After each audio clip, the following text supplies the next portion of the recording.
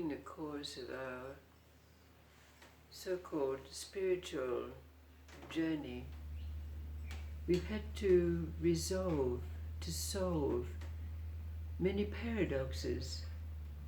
The main ones that come to mind are time and timelessness, and stillness and movement, and emptiness and fullness. But there's an ultimate paradox that we all need to solve. But without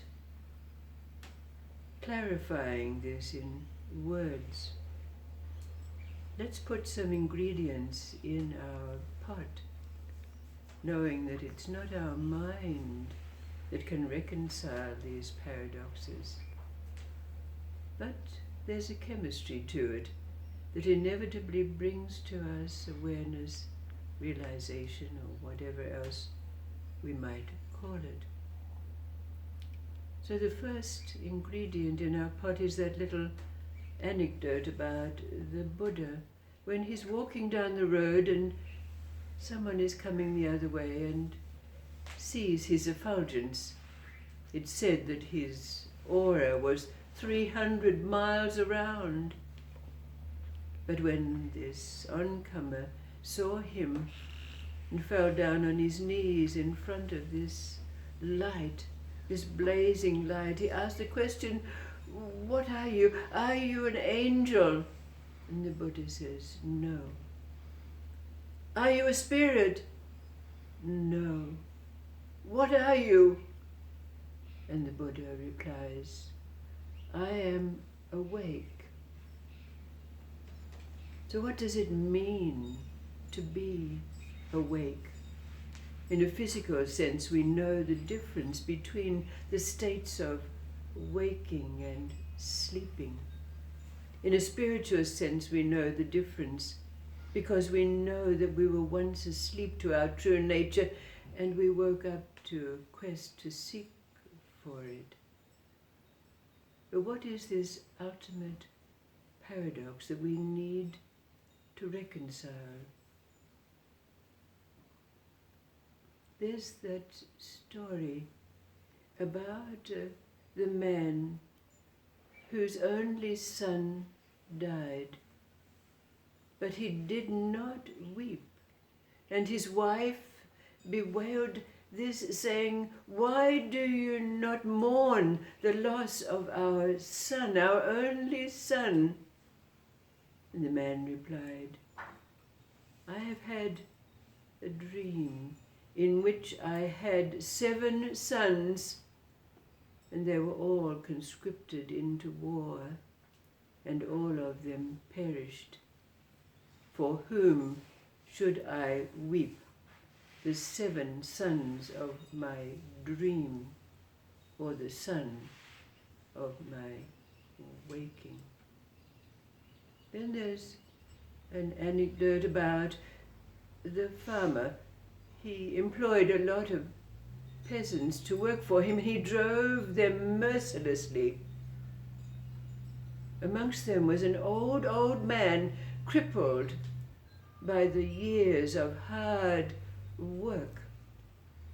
But it is told that the farmer went to bed each night and tossed and turned, spending most of the night sweating, with no rest, waking in the morning totally spent and exhausted to spend his day driving mercilessly his workers. And the old man who went to sleep each night dreaming that he was a king, and that in that state he was served by servants sweetmeats. He was tended to in all ways, and when he awoke, he was refreshed and renewed and ready to do another hard day's work. Then there's a story about the great king Harun el Rashid, who, it is known, very often went out with his beloved vizier Jafar in disguise amongst the people to see how their lives were faring. One night when they were out, they came across a man huddled by one of those outdoor ovens, fast asleep. And when they saw him, they bewailed his fate and discussed between them what they could do to assuage his state. And then Jafar said to the king, El Rashid, "Look, sire, I do not want to denigrate you, but this man, his features are just like yours. If he was dressed in your garb, he could be seen as being your doppelganger, your double." And the king said, "Yes, but to solve what it was that they should do about him, it was suggested by Jafar that they leave a bag of gold for him to enable him to better his ways. But somehow Al Rashid said, no, let us take him to my palace." So this they did. And taking this deeply sleeping man who had been cast out of his house because his wife had scolded him for not being able to provide the livelihood that would feed their family, and he went out to seek some means of bettering his life, but exhausted, hungry, tired, he fell asleep by the oven. But they took him back to the palace, and they put him between satin sheets.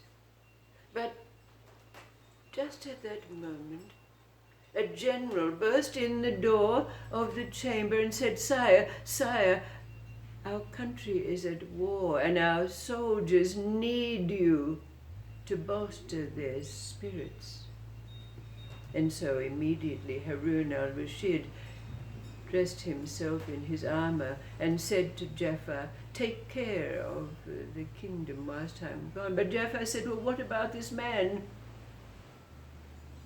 And the king said, "Let him be the king whilst I am gone." And Harun el Rashid hurried off to fulfill his duties. But when the man awoke, and his name was Abdullah, when Abdullah awoke and found himself between satin sheets, he could not believe. Where was he? What had happened? Was it a dream? But then Jafar came in to the chamber and said, "Sire, your servants await you. What is it that you desire?" And the man said, but I'm Abdullah, I'm poor, I'm trying to find a way of taking care of my family. "Oh no," said Jafar, "you have been ill of late, but you really are the Sultan, the king. Your wish is our command." So gradually Abdullah became accustomed to this state. And as it happened, his wife, being in dire straits, had made a plea to the king. And of course her plea was brought before Abdullah. And hearing of the plight of this woman, he ordered that a bag of gold be sent to her to ease her burdens. Now the days passed, and Abdullah became accustomed to being the monarch. But then Harun el Rashid returned triumphant from the battle at a time when Abdullah was fast asleep between the satin sheets. And Jafar said, "What are we to do with this man?" And Harun el Rashid, "Take him back from whence he came, but leave a bag of gold at his feet." So this was done. They carried the sleeping man back to the stove, the outdoor stove in which he had been found. And when Abdullah awoke, he was lying in his old clothing.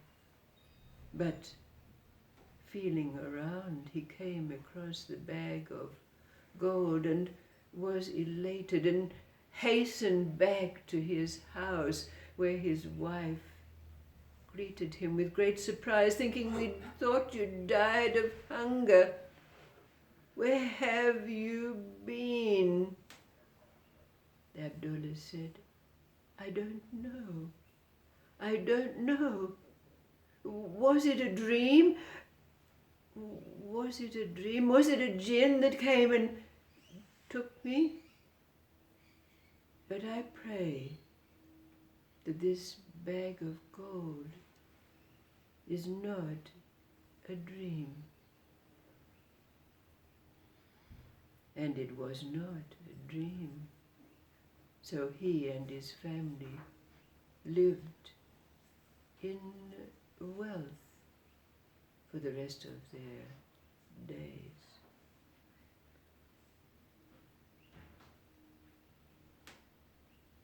What is this ultimate paradox that is there for us when these other paradoxes have been solved and reconciled?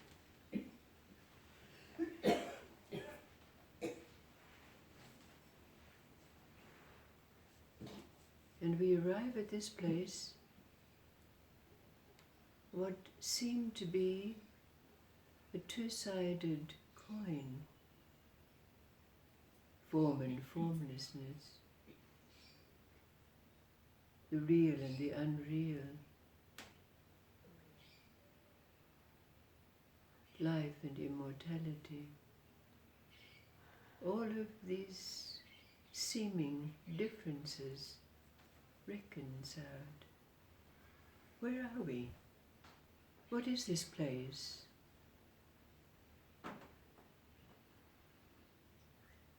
Let's see if these ingredients, and maybe others, can allow us not only to recognize what this paradox is, but to solve it without effort, machination of mind.